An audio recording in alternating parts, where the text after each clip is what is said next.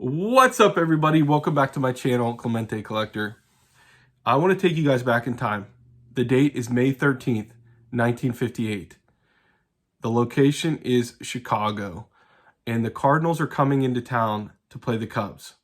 Stan Musial is one hit away from 3,000, but the Cardinals manager decides to put Musial on the bench because the next day they're going to be playing in St. Louis. And he wants to get Musial his 3,000th hit at home. Well, late in the game, the Cardinals are losing 3-1. And they have a runner on second. And instead, the pitcher's coming up to bat. And the manager decides to bring Musial in. And let's go to Harry Carey with the call. Here's the pitch. Line drive, there it is! Into left field! Hit number 3,000! A run is scored! Musial ran first! On his way to second with a double! Holy cow, he can't Dan, go! I wonder, do you have any other goals set for yourself? Well, of course, this was a big one. Of course, I just want to keep playing now, and I don't have too many other goals. Although I would like to finish my National League career as one player who had more hits than anybody else in the National League, so it's going to take another couple of years. What a moment, huh? So the Cardinals ended up winning the game 5-3. And I just picked up this card. The 1959 Baseball Thrills. Musial wraps out 3,000's hit.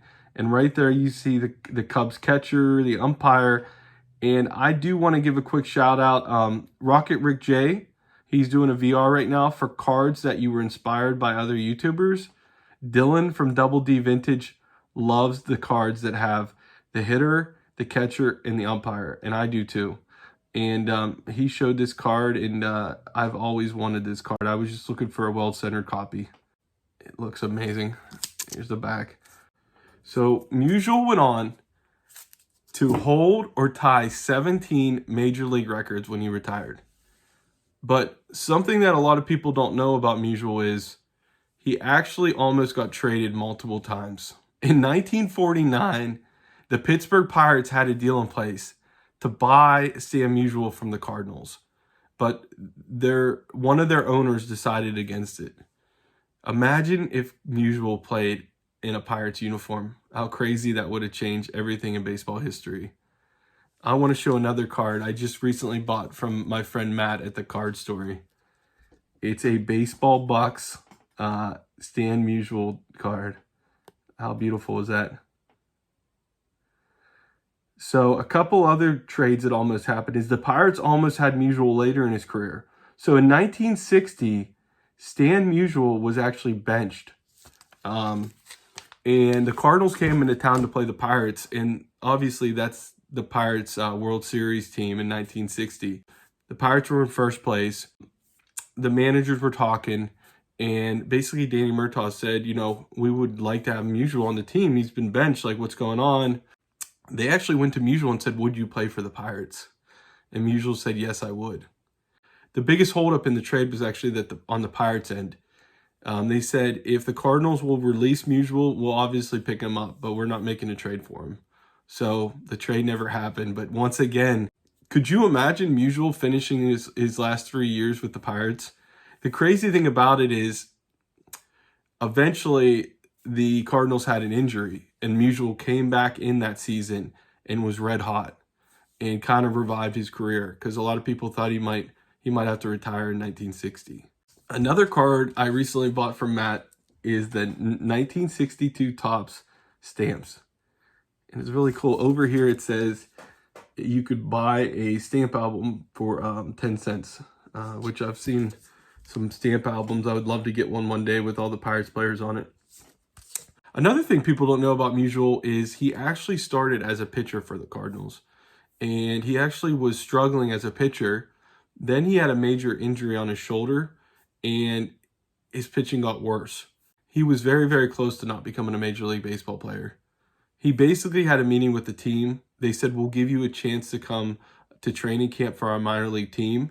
And then Branch Rickey saw him in the batting cages, and the team decided that he could hit and that they were going to give him a chance to hit in the minor leagues.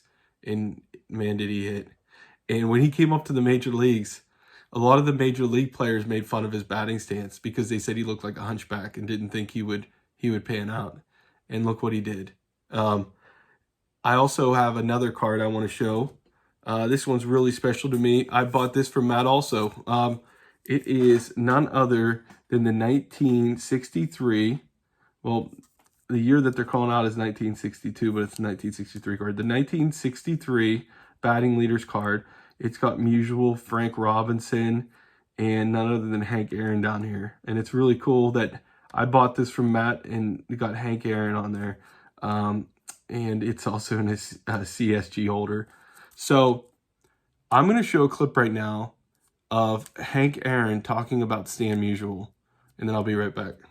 In Cincinnati, when I got my 3,000 base hits, I remember Stan Musial flew all the way from St. Louis to Cincinnati to come up and greet me. No way, really? I really.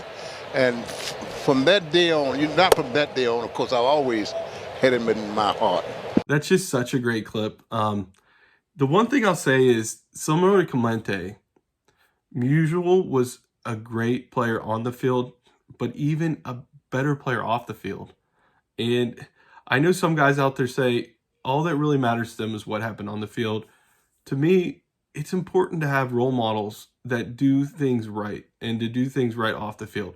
And I'm very, very happy to be on this journey of trying to collect all of Musial's Topps cards and stamps and all that kind of stuff. I'm actually 3 cards away. So it's going to be really cool whenever I finish. But I really, really think that Musial, more than anybody, did more for the fans as far as career and post-career than many other players ever did in baseball history. That's why his autographs are so inexpensive. He always gave time to the fans because he felt like they're the ones that made him who he was. And I just wish a lot of players today would look at what Musial was like as far as giving back. And I just think he doesn't get the respect that some of the guys that have similar numbers than him did because of where he played at. But man, could he hit. All right, to end, what I want to do is I want to put all my Stan Musial cards that I have so far on a tabletop showcase. I know I'm late, but 4-Leaf Cards, great channel. I just want to support you, man.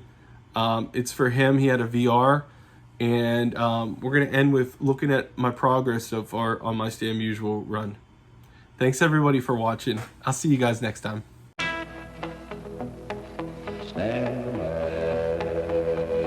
In a Pennsylvania town in 1921, to a miller and his wife one day was born the son. Stanley F. Musial, swinging Stan the man.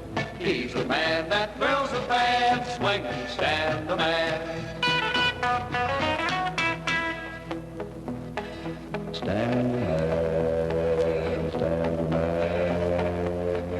In the good old USA where baseball is the game, many records in the book now have his famous name.